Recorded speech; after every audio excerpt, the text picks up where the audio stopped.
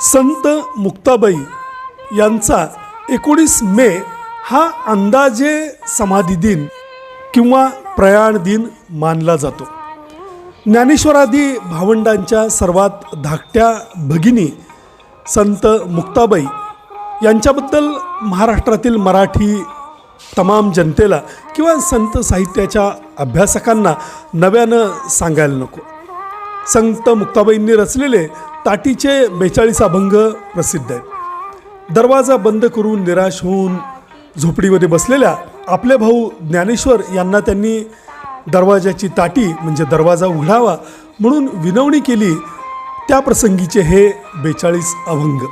योगी चांगदेवांचा अहंकार छोट्याशा मुक्ताबाईचं अलौकिक ज्ञान बघून गळून गेला होता आणि त्यांनी मुक्ताबाईंना आपलं गुरु मानलं. मुक्ताबाईंनी ज्ञानबोध या ग्रंथाचंही लेखन